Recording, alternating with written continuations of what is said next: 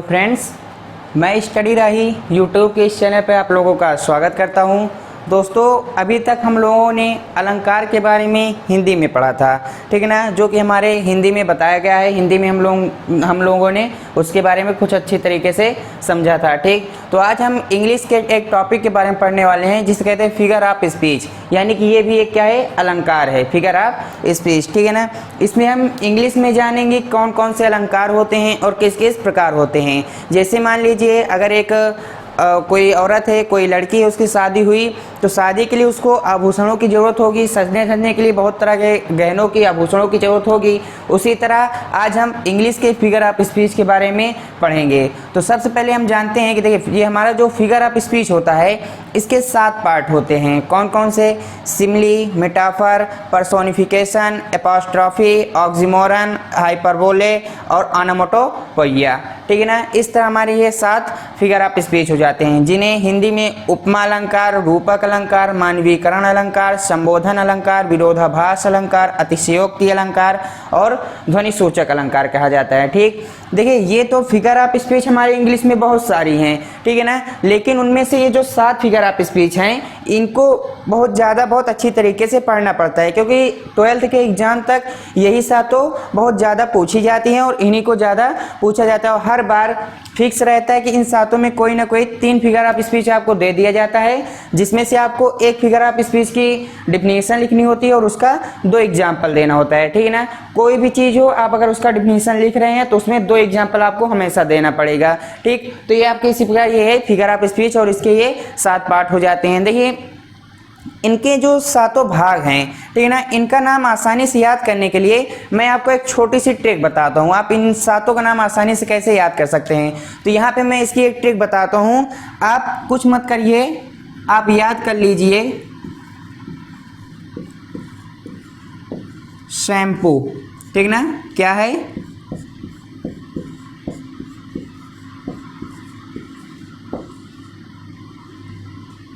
आपको क्या याद करना पड़ेगा? शैम्पू। अब शैम्पू से आप कैसे निकाल सकते हैं इन सब का नाम? देख लीजिए, आसानी से निकाल सकते हैं। S for simile, H for hyperbole, A for apostrophe, M for metaphor, P for personification, O for onomatopoeia, O for oxymoron, ठीक है ना। इस तरह आपके क्या हो गए, ये 7 फिगर ऑफ स्पीच हो गए। तो अभी हम लोगों ने जाना फिगर ऑफ स्पीच और उसके भागों के बारे में। अब हम आगे इन फिगर ऑफ स्पीच के सभी भागों को, एक एक भाग को, उनके डिफिनीशन को और उनके एग्जाम्पलों को अच्छी तरीके से समझते हैं। तो आगे देखिए, तो देखिए ये हमारा सबसे पहले नंबर पे आ जाता है सिमली, ठीक है ना। तो इसकी डिफिनीशन क्या हो जाती है? इसकी डिफिनीशन होती है a simile expresses comparison between 2 unlike objects और इवेंट्स। क्या हो गया? A simile expresses comparison between 2 unlike objects और इवेंट्स, यानी कि इसके कहने का मतलब ये है कि जिस अलंकार में या जिस वाक्यों में हम किसी चीज को स्पष्ट रूप से न कह सकें, यानी कि हम किसी चीज को प्रत्यक्ष रूप से न कह सकें बल्कि उसकी एक तुलना दें, यानी कि इसका अर्थ क्या है? उपमा। उसकी हम क्या दें? एक उपमा दें, यानी कि तुलना करें, या तुलना किसी से हम करते हैं, तुलना किसी को देते हैं, ठीक है ना। तो उसी को हम क्या कहते हैं? उपमा अलंकार कहते हैं। ऐसे वाक्यों को जिसमें हम किसी बातों को स्पष्ट रूप से ना कह सकें बल्कि हम उसकी उपमा दें या तो उसकी तुलना करें, तो ऐसे वाक्यों को उपमा अलंकार कहा जाता है, ठीक है ना। अब इसको पहचानने की सबसे बड़ी इसकी ट्रिक क्या होती है कि इसमें आपको हमेशा लाइक, एज, सो, इवन, ये सब चीजें देखने को जरूर मिलेंगी, ठीक है ना। जैसे यहाँ पे हमने 3 एग्जाम्पल लिखा। अब इस एग्जाम्पल को देखिए, यहाँ पे कहा गया लीव लाइक अ हर्मिट। ये क्या कह रहा है कि लीव लाइक अ हर्मिट, एक साधु की तरह जियो, ठीक है ना। अब देखिए, हमको जीना है और जीने की तुलना किससे कर रहा है? एक साधु की तरह, एक सज्जन पुरुष की तरह, ठीक है ना। क्या कह रहा है? एक साधु की तरह जियो, ठीक, इसमें तुलना की गई, ठीक है। फिर दूसरा एग्जांपल यहाँ पे क्या बोल रहा है? I am fighting like a lion, मैं शेर की तरह लड़ा। क्या हुआ कि मैं शेर की तरह या शेर के जैसे लड़ा। तुलना किससे की गई? मेरी तुलना शेर से की गई, ठीक है ना। फिर उसके बाद आपका तीसरा एग्जांपल है I wandered lonely as a cloud, मैं अकेला बादलों की तरह घूमता रहा, ठीक है ना। यानी कि देखिए, यहाँ पे वो टहल रहा था, घूम रहा था अकेला, और अपनी तुलना कैसे कर रहा है? जैसे आसमान में बादल टहलते रहते हैं चारों तरफ, वैसे वो अपनी तुलना बादलों से कर रहा है कि मैं अकेला बादलों की तरह घूमता रहा। यानी कि इसमें कहने का ये आशय है कि सिमिली में आपको हमेशा जो चीज़ बताई जाएगी वो प्रत्यक्ष रूप से नहीं बताई जाएगी, बल्कि आपको हमेशा उसमें उपमा दी जाएगी, किसी ना किसी चीज़ की उपमा दी जाएगी या किसी ना किसी चीज़ से आपकी तुलना की जाएगी, ठीक है ना। और इसकी पहचान आपकी हमेशा उसमें लाइक, एज, सो, इवन ये चीज़ आती रहेंगे, ठीक। तो इस प्रकार हमारा ये सिमिली हो जाता है, ठीक। अब हम बढ़ते हैं दूसरे अलंकार की ओर जिसे मेटाफर कहते हैं। तो आगे देखिए ये हमारा दूसरे नंबर पे आता है मेटाफर, ठीक है ना, जिसको क्या बोला जाता है, रूपक अलंकार। तो इसकी परिभाषा आपकी क्या हो जाएगी, इसकी डिफिनेशन होगी आपकी कि a metaphor is an implied simile by which two unlike objects are identified with or substituted for each other, ठीक है ना। देखो परिभाषा में इतना ही होता है, a metaphor is an implied simile, ठीक है ना, ये तो आपकी परिभाषा हो गई, ठीक। अब देखिए उसके बाद आपका क्या होगा कि by which two unlike objects are identified with or substituted for each others. देख सिमिली में आपका क्या था, इसमें सिमिली का भी यूज किया है, एन इम्प्लाइड सिमिली, ठीक है ना, इसमें सिमिली का भी यूज किया गया कि सिमिली में आपकी परिभाषा क्या होती थी कि उसमें आप किसी चीज को स्पष्ट रूप से नहीं कह सकते थे, प्रत्यक्ष रूप से नहीं कह सकते थे, उसमें आप क्या करते थे, उसकी उपमा देते थे। लेकिन इसमें आप क्या करेंगे, रूपक अलंकार में आप क्या करेंगे, उसका पूरा का पूरा रूप दे देंगे, ठीक है ना, आप पूरा उसका रूप, यानी कि आप इसमें जो भी कहेंगे अपनी बातों को प्रत्यक्ष रूप से रख सकते हैं, स्पष्ट रूप से कह सकते हैं, आपको कोई उपमा या कोई तुलना करने की जरूरत नहीं है, ठीक है ना। जैसे यहाँ पे कहा गया कि लाइफ इज अ ड्रीम, जीवन एक स्वप्न है, ठीक है ना। देखिए जीवन को यानी कि आपकी लाइफ को और सपने को क्या कहा, इकट्ठा किया, दोनों अलग चीज थे, क्या थे, टू अनलाइक ऑब्जेक्ट, दोनों अलग अलग ऑब्जेक्ट थे, लेकिन उनको क्या किया गया, एक तरह से समझा गया, प्रत्यक्ष रूप से बताया गया, ठीक। फिर नंबर 2 पे आपका आता है the camel is the ship of dessert, ऊंट रेगिस्तान का जहाज होता है, ठीक है ना। देखो इसमें क्या है, ऊंट को, रेगिस्तान को और जहाज को, तीनों को इकट्ठा करके कॉम्बिनेशन करके बताया गया कि ऊंट क्या होता है, रेगिस्तान का जहाज होता है। मानी बात नहीं है, क्या वो जहाज होता है, क्या वो उड़ेगा, ऐसी बात नहीं है, लेकिन इसमें आपको प्रत्यक्ष रूप से बताया जाता है, ठीक है ना। फिर आपका तीसरे नंबर पे life is not a bed of रोज, ठीक है ना, क्या है आपका, life is not bed of रोज, ठीक है ना, यानी कि आपका जो जीवन है वह फूलों की सैया नहीं है, ठीक, या तो रोज यानी गुलाब, ठीक है ना, तो आपका जो जीवन है वह गुलाब की सैया नहीं है, फूलों की सैया नहीं है, ठीक है ना। इसमें भी स्पष्ट रूप से बता दिया गया, क्योंकि जीवन में कभी आपको आराम तो मिलता नहीं है। अगर आपका जीवन जो है वो फूलों की सेज हो जाए, फूलों की सेज कहने का आशय यह है कि मतलब आपको हमेशा सुख की ही प्राप्ति हो, तो जीवन ऐसे तो है नहीं कि हमेशा आपको सुख की प्राप्ति होगी, कभी खुशी मिलेगी, कभी गम मिलेंगे, कभी कुछ कष्ट होंगे, कभी कुछ मुसीबतें आएंगी, कुछ तकलीफें होंगी, कभी बहुत सारी खुशियां मिल जाएगी, ठीक है ना। तो इसमें ये कहा गया कि life is not a bed of roses, यानी कि जीवन हमारा फूलों की सेज नहीं है। और हो गया आपका क्या कि the lion is the king of forest, से जंगल का राजा होता है, ठीक। तो इसी प्रकार आपके बहुत सारे एग्जाम्पल हो जाते हैं। और इसकी पहचान करने का तरीका मैंने बताया कि इसमें आपको इज, एम, आर, ठीक है ना, यानी कि आपकी सभी हेल्पिंग वर्ब देखने को मिलेंगे, ठीक है ना, हेल्पिंग वर्ब आपको इसमें जो देखने को मिलेगा, ठीक। तो इस प्रकार हमारा ये हो जाता है मेटाफर। अब हम बढ़ते हैं अपने अगले अलंकार की ओर। तो देखिए ये हमारा तीसरे नंबर पे आता है पर्सोनिफिकेशन, ठीक। पर्सोनिफिकेशन में आपका क्या कहा जाता है, मानवीकरण अलंकार, ठीक है ना। इसमें आपका क्या होता है, इसमें पहले आप इंग्लिश में इसकी डिफिनेशन देख लीजिए कि in personification lifeless object and abstract ideas are thought of as living beings with flesh blood and blood, ठीक है, विथ फ्लेश एंड ब्लड, ठीक। अब देखिए इसका मतलब क्या होगा कि इसमें ये बताया जा रहा है कि in personification lifeless object and abstract ideas are thought of as living beings, यानी कि इसमें किसी निर्जीव वस्तु को या किसी निर्जीव चीज को या किसी निर्जीव नाम को ऐसे बोला जाता है या ऐसे महसूस किया जाता है कि एक सजीव की तरह हो, यानी कि किसी निर्जीव चीज को एक सजीव की तरह जब उसके व्यवहार में लाया जाता है तो उसे हम क्या कहते हैं, मानवीकरण अलंकार कहते हैं। जब किसी निर्जीव चीज को, निर्जीव वस्तु को एक सजीव की तरह बिहेवियर किया जाता है, एक सजीव की तरह व्यवहार में लाया जाता है तो उसे हम पर्सोनिफिकेशन यानी कि मानवीकरण अलंकार कहते हैं, ठीक ना। अब इसमें देखिए जैसे इसका टिक पहचानने का तरीका है तो परिभाषा से है कि इसमें हमेशा आपको कोई ना कोई निर्जीव चीज देखने को जरूर मिलेगी और उसकी तुलना एक सजीव चीज से की जाएगी, ठीक है ना। अब देखिए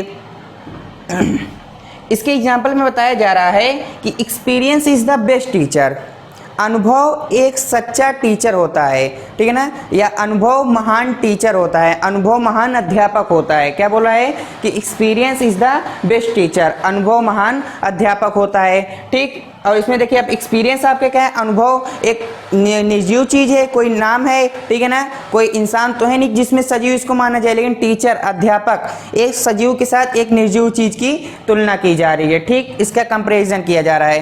तो इसके बाद बोला जा रहा है honesty is the best policy, ईमानदारी एक सच्ची नीति है। क्या, ईमानदारी एक सच्ची नीति है। देखिए इसमें ईमानदारी एक निर्जीव चीज़ है, एक नीति के साथ इसका क्या किया जा रहा है, कॉम्बिनेशन किया जा रहा है इसका, ठीक ना।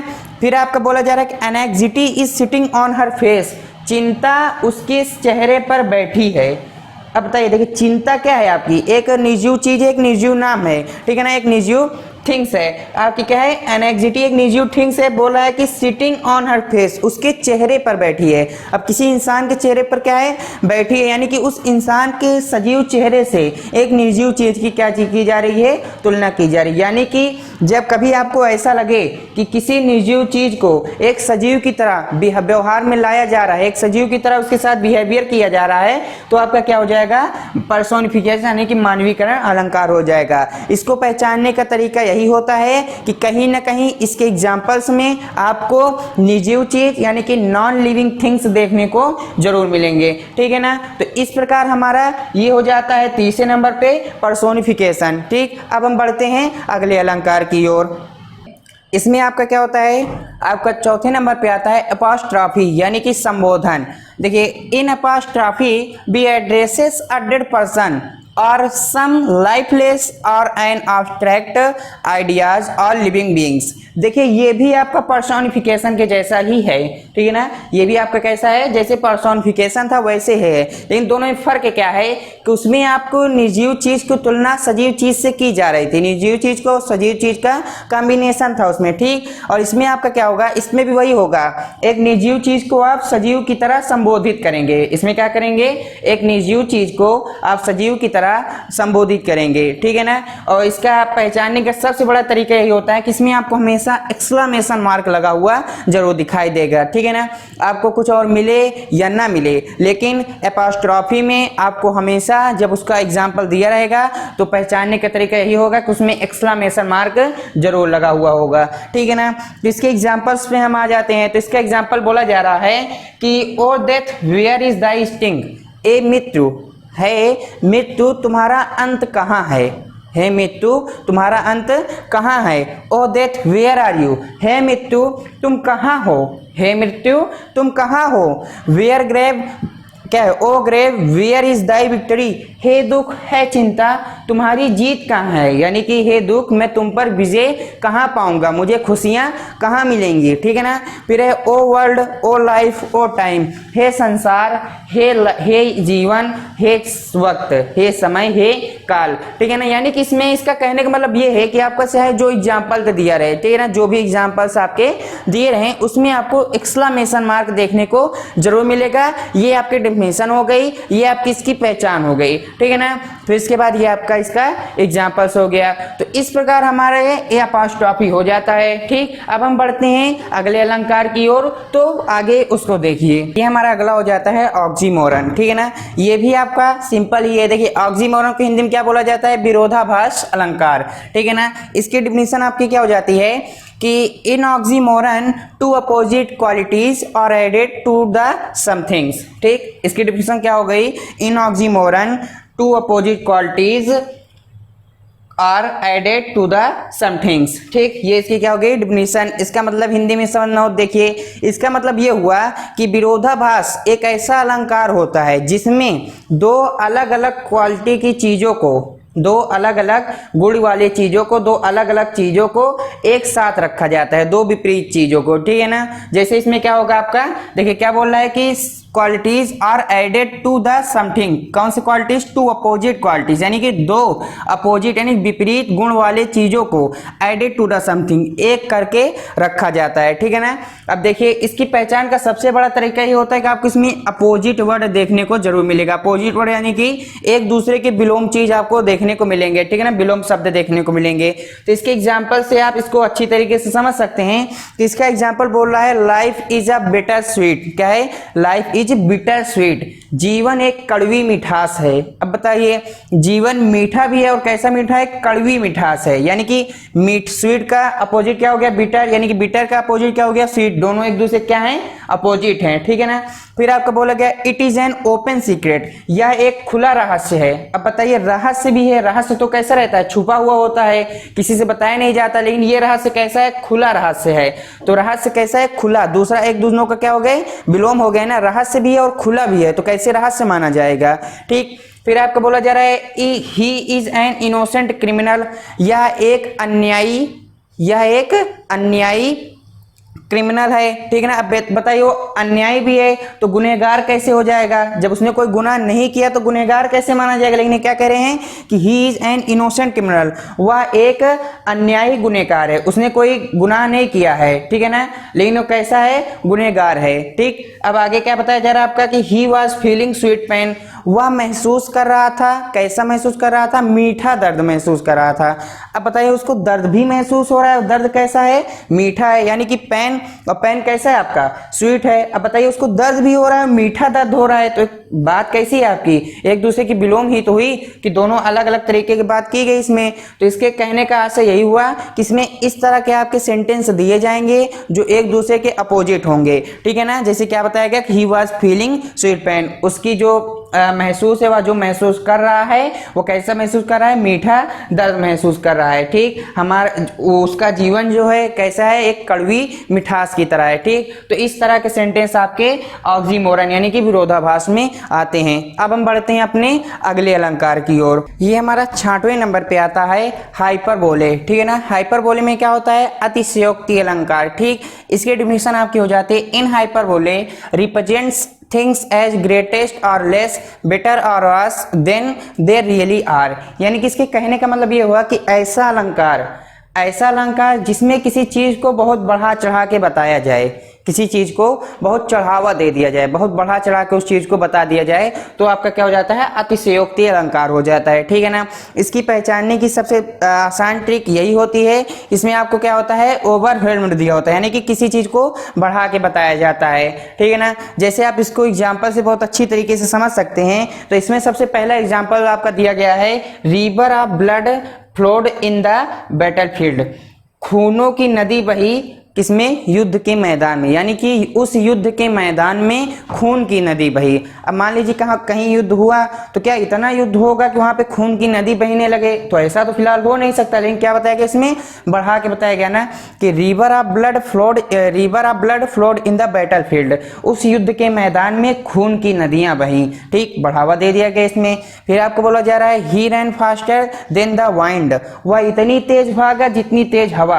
अब बताइए हवा से तेज कौन भाग सकता है? कोई ऐसा है क्या? लेकिन इसमें क्या की गई? बहुत ज्यादा उसको बढ़ावा दे दिया गया कि ही रैन फास्टर, वह इतनी तेज भागा देन द वाइंड, जितनी तेज हवा, ठीक है ना। फिर उसके बाद आपका बोल रहा है building of this city touch the sky, इस शहर की इमारत आसमान को छू रही है। क्या बोल रहा है? इस शहर की इमारत आसमान को छू रही है। बताइए इतनी ऊंची इमारत थोड़ी ना हो सकती कि आसमान को टच हो जाए, ठीक ना। तो इसमें भी क्या है? आपका बढ़ावा दिया गया, यानी कि इसमें आपको सुनने में जब ऐसा लगे, कोई भी सेंटेंस ऐसा बताया जाए कि हाँ उसको सुनने में लगे उसमें कुछ एक्स्ट्रा बताया जा रहा है, बहुत बढ़ा चढ़ा के उसको बोल दिया जा रहा है, बहुत ओवर हो जा रहा है उसमें, ठीक है ना। ओवरवेल्म्ड, बहुत ही ओवर हो रहा है, बहुत बढ़ावा दे दिया जा रहा है, तो इस प्रकार के अलंकार आपके अतिशयोक्ति अलंकार कहलाते हैं, ठीक है। इसकी सबसे बड़ी पहचान यही होती है कि उसमें आपको क्या होगा? बढ़ावा देखने को मिलेगा, कोई भी बात होगी बहुत ज्यादा बढ़ा चढ़ा के बताई जाएगी। तो ये इसकी आपकी परिभाषा हो जाती है और ये ट्रिक और ये आपके एग्जाम्पल्स हो जाते हैं, ठीक। अब हम बढ़ते हैं अगले अलंकार की ओर जो कि हमारा सबसे आखिरी का अलंकार है, ठीक। अब हम लास्ट वाले अलंकार को देखते हैं। ये आपका सबसे लास्ट का अलंकार आता है ऑनोमोटोपोइया, ठीक है ना। इसमें आपका क्या होता है, ध्वनि सूचक अलंकार इसको कहा जाता है। इसकी परिभाषा आपकी हो जाएगी definition, in onomatopoeia the sound suggest the sense और मीनिंग, ठीक। इसमें इस अलंकार को क्या कहा जाएगा कि ऐसा अलंकार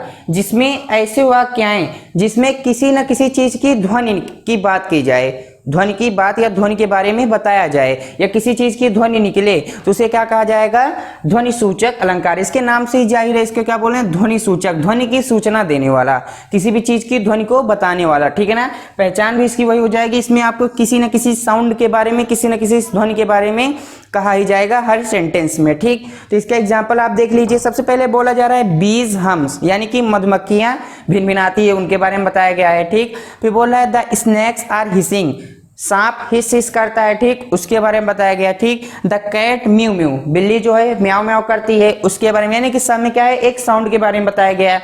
जैसे हो गया द डॉग बार्किंग, कुत्ता भौंकता है, ठीक है ना, उसके बारे में बताया गया। हर चीज की एक ध्वनि के बारे में बताया जाए तो उसका आपका क्या हो जाएगा, ऑनोमोटोपोइया, ध्वनि सूचक अलंकार हो जाएगा, ठीक। इसकी पहचान भी यही हो जाएगी आपकी, इसमें साउंड के बारे में बताया जाएगा। तो इस प्रकार आपका ये सातों अलंकार हो जाता है। हम एक बार फिर से सातों अलंकार पे फटाफट गौर करते हैं। हम लोगों ने इसको जाना किससे समझा, हम लोगों ने इसको शैम्पू से समझा, ठीक है ना। इसके 60 पार्ट थे आपके और सातों पार्टों को हमने इकट्ठा करके शैम्पू के द्वारा हम लोगों ने इसको समझा। सबसे पहले हमारा सिमिली आया जिसमें हम किसी चीज की तुलना कर रहे थे, ठीक। फिर हमारा हमारा हाइपरबोला है, फिर एपोस्ट्रॉफी, मेटाफर, पर्सोनिफिकेशन, ऑक्सीमोरन और ओनोमोटोपोइया।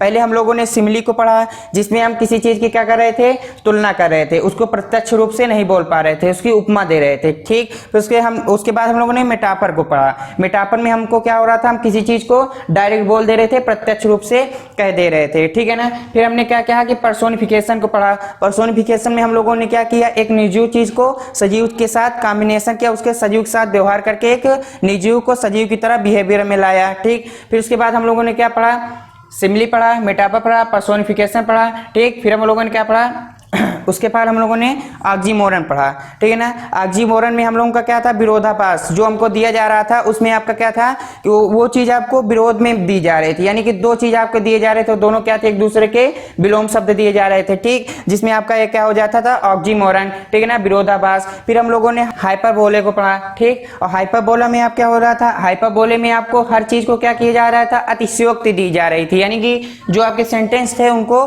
बढ़ा चढ़ा के बताया जा रहा था। और उसके पहले हम लोगों ने क्या पढ़ा था, एपोस्ट्रॉफी पढ़ा था। और एपोस्ट्रॉफी में आपका क्या होता था, उसमें भी आपको निर्जीव चीज और सजीव चीज के बारे में बताया जा रहा था और एक संबोधित किया जा रहा था जिसकी पहचान हम एक्सक्लेमेशन मार्क से कर रहे थे। फिर उसके बाद हम लोगों ने सबसे लास्ट में ऑनोमोटोपोइया पढ़ा, ठीक है, जो आपके स्क्रीन पे भी लिखा हुआ है, ठीक। ऑनोमोटोपोइया में आपका क्या है कि इसमें किसी न किसी चीज की ध्वनि के बारे में पता लग रहा था। इस प्रकार हमारा सातों अलंकार यानी कि हमारी फिगर ऑफ स्पीच पूरी कंप्लीट हो जाती है। उम्मीद है आज आपको इस फिगर ऑफ स्पीच में कोई भी प्रॉब्लम नहीं लगी होगी या आपको कोई दिक्कत समस्या रही होगी तो आपकी दूर हो चुकी होगी, ठीक है। तो इस प्रकार हम आज का इस वीडियो को यहीं पे समाप्त करते हैं और मिलते हैं एक अगले वीडियो पर एक अगले टॉपिक में। तब तक के लिए थैंक यू सो मच।